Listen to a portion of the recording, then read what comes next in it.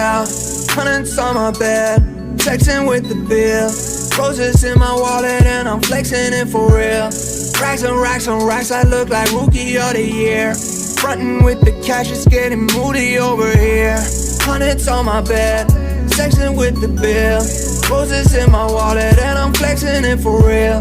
Racks and racks on racks, I look like rookie of the year. Frontin' with the cash, it's getting moody over here. I'm on my bling bling song, yeah. I could do this all day long now. I don't know where I belong now. Tell me where it all went wrong now. Yeah, oh no, no, oh please don't go. I got shows, I'm on the road. Before we get started, please do not forget to subscribe if you're new. Tap that bell on your YouTube app so you'll never miss an upload. Sorry. And guys, I tried to post a highlight video yesterday, didn't post because of YouTube. It was acting kind of funky. And sorry if you hear noise in the background and my voice is a little messed up because I'm a little sick. And also, if you haven't checked GabeAlwaysRockin live stream, the link will be in the description below. Alright. Voice getting a little better. It's getting a little better. So in this video, I would like to discuss coaching adjustments for Madden 18, how I like to set up my coaching adjustments. I haven't quite did any Ultimate Team gameplay that I showed you guys yet, but I will do it in the next gameplay, I promise you. Or I'll do it the next time I go up against Malik McGee. And if you want to see me in his videos, the link will be in the description below to his channel. And we do gameplays. We do it at least twice a week. At least twice a week we do gameplays on his channel.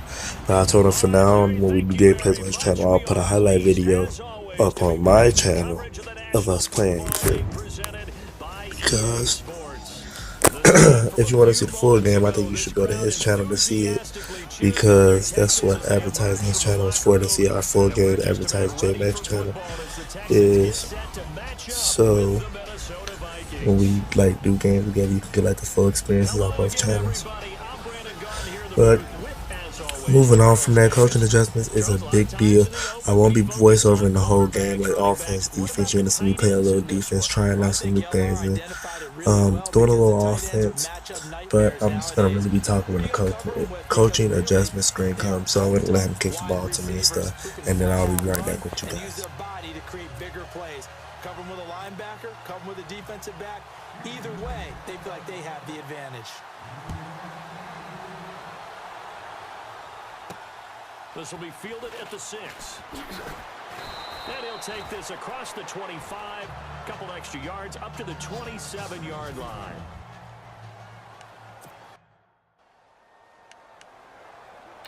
And now the Texans are going to stop it as they signal for a timeout. They'll have 2 remaining as we step aside here in this first quarter. Alright, for the first thing on defense, I would like to put play ball. And the reason why I don't want them like to play the receiver, because they can still get burned deep watching too much of the receiver. I want them to break on the ball when it's in the air, you know, things of that nature. And the next thing we have is cornerback matchups. I like to match it by speed, because you can have the highest overall cornerback on the highest overall receiver, but the receiver's speed could be so elite that it could burn the cornerback in the dust. So I would rather keep that on speed. And as for option defense, I rather would go balanced or conservative, but really too many people don't run option unless they have Cam Newton. Then you might want to use aggressive sometimes depending on their play style. Pass rush I like to keep balanced, but I'm going to show you guys what happened to the people that put it on aggressive. But I like to keep mine balanced because it's balancing between the run and the pass, and it doesn't give you the offside penalties, as I will showcase in this video what happens if you put it on aggressive. Short ball I'll keep balanced, and tackle I'll keep balanced, because if I want to make a big hit, I can usually, you know, click on and make a big hit stick someone and get the ball loose, as you guys seen in some of my gameplay. I could do that kind of frequently.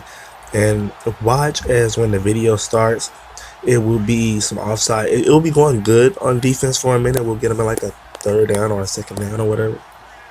And I think they're going to run it first with that one. Cooking, we're going to get behind there because the defensive line is on aggressive. And that's showing you the good part about it being on aggressive. You see how we just ball him up behind the line without blitzing, playing zone cloud flats out there, which you really shouldn't play cloud flats. You're going to run commit. That's just me. I don't think you should play cloud flats. You're going to run commit all the way. But due to it being on aggressive, the defensive line are going to play more intensely. They're going to break on the ball and everything. They're going to play more aggressive towards the offensive line. They're going to try to block shed more frequently, and they're going to try their best to get to the halfback or the quarterback, as he likes to run it with Dalvin Cook right here. We do allow a big hole on the counter, but I do get my way over here to make a hit because I didn't want to give up the big play. So it is 3rd and 4. Ball is on the 34. As we're going to stick to our zone, we're going to put this safety right here in the cloud flat. And look, the first penalty of the day, it will be an offsides penalty on my defense. And that's because the offensive line is on aggressive.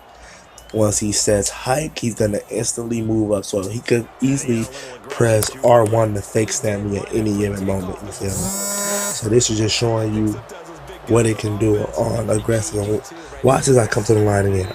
I'm using the linebacker. He doesn't even say hike all the way, and look, the defensive tackle is offsides. Dead ball offsides. The Houston Texans. And look, there's J.J. Watt that time, which is the end, not even the tackle. So now I'm going to take it off of aggressive and put it back on balance. And I'm going to show you guys how good it played. I'm going to show you at least 2 examples of what happened if you get over aggressive. One on the offensive side and one on the defensive side of the ball. So I'm going to, I'm going to have a scoring drive or whatever. Well, a defensive stop, basically. I'm going to have a defensive stop and I'll get back to you now. That goes down as a loss against his rushing stats. But really, should he have to absorb that one? He had no chance on that play before they overwhelmed him. Pretty much on top of him before he could take his first step. Cousins to throw it. He's going to flip that out to the flat. It's complete. Some nifty running, but it only gets him to the 45. Call it a gain of 3. And just like that, it's 3rd down. Still in search of the first down after that last completion.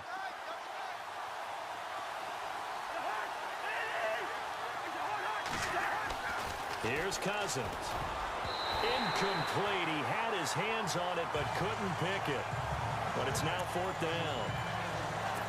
It's a great job by this secondary. When I watch them, they remind me of elite defenders on a basketball court, right? They want to contest each and every pass. Great contest on 3rd down to bring up 4th. And he gets this away, and look at this. This is a good one. And that'll hit in the end zone. Much too much leg there. That'll be a touchback. And now before this first down play, we're going to get a timeout here. And that's their second charge timeout here in this first quarter. Alright, guys. I am right back. I would like to put ball carrying on conservative because you do not want your running back to fumble. I feel him a little better, as you can tell by my voice. I would not like putting block on aggressive because it causes so many hold penalties. But I'm going to let you guys see what happens when you keep it on aggressive, just like I did with the offensive line on aggressive. Tomato, they're both going to go aggressive.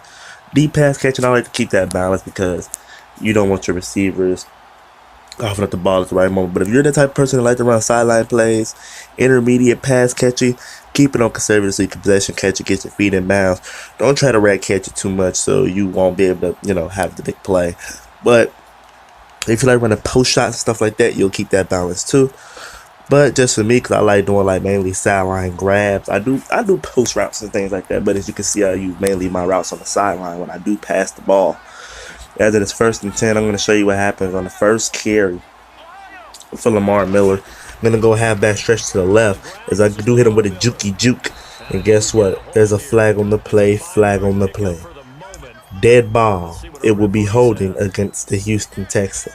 So already we're combined for what? 3 penalties already? So we have way more penalties than them. I only think they have 1 penalty. But this is just to show you guys how to use coaching adjustments properly and what will happen if you don't use it properly, like putting offensive and defensive line on aggressive. You'll have more holding penalties and more offsides penalties, which will cause you vital yards. It's 1st and 19. I try to throw the ball. As I do get over 30-40 yard gain, it's a holding call. So they gonna send me right back. So what would that be, like 1st and 25, 1st and 20 something? So now I'm getting ready. I'm gonna take it off. I'm gonna take it off of aggressive, and I'm gonna put it back on balance the way I like to play. Only time I put my offensive line on aggressive is if I'm facing a great defensive line and I'm in ultimate team or MUT team, whatever you like to call it. That's the time I like to put on aggressive. Sometimes I don't over keep it on aggressive. You feel me? Because that's an easier way to mess up because they're playing over eagle basically. And I hope you guys like this video. Like this video, subscribe for more, share it around. I will be coming back with another video today. It's going to be some more MUT gameplay. So I hope you guys are looking forward to that. Stay tuned for that. I'm going to try to have it posted before 7 o'clock today. In Jesus' name. But when I recorded the video, I wasn't quite sick as I am now. Like, I'm feeling a little bit under the weather. So yeah, I hope you guys like it. Subscribe for more. And I'm just going to show you guys to the end of the quarter when might not be a full game. The video is going to be about, what, 14 minutes at best. So, Gabe out. So good, that middle third, the seam routes, the in routes. Yeah, you're right. Probably see more of that. Yeah, it takes a lot of courage and fortitude to go in the middle as well. And he's got it. A good pick up there, 26 yards. And the young buck showing that ability, that agility to dance outside of the pocket, complete the deep ball. And don't think for a second that the coaching staff didn't have their heart rate accelerate a little bit there, right? Anytime you have those young quarterbacks and they get outside of the pocket, you're just hoping that they make good decisions because so many things can happen that can go wrong when you throw it downfield like that. He got away with it there and in a big way. Every year I go to the combine and marvel at the speeds that linebackers are running nowadays. They run like DBs. And let's face it, they know how to finish plays too. Eyes up, head up, run right through them. Eluding the pressure right. That complete to Lamar Miller. And he takes this one down all the way near the 30. 23 yards on the play. Pretty solid start for the rookie here on this first drive, Charles. Able to have some confidence, stepping back into the pocket, move around a little bit, find open receivers, and deliver. That just means his confidence is going to continue to grow because he's getting more and more comfortable with each completed pass. It's a pickup of 4, and it'll bring up 2nd down.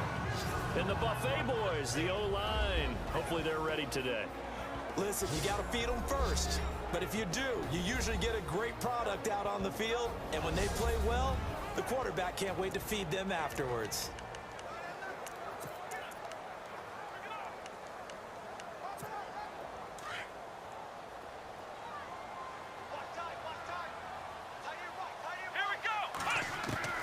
To throw on 2nd is Watson. That is caught inside the 5. A really nice gain of 25 yards. I don't think it's a surprise they're throwing the football early. We expected that. They told us they were going to come out firing, but 4 for 4 on the opening drive. They like that. They don't just like it, they love it, because now everyone gets locked in. Your confidence jumps up. Everyone's easy about what they're doing out there. And by the way, they're looking at the sidelines thinking to themselves and expressing, let's keep throwing it. We're doing pretty well.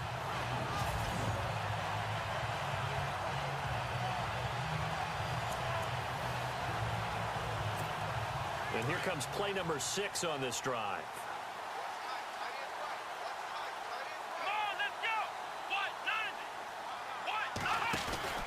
They'll go with Foreman.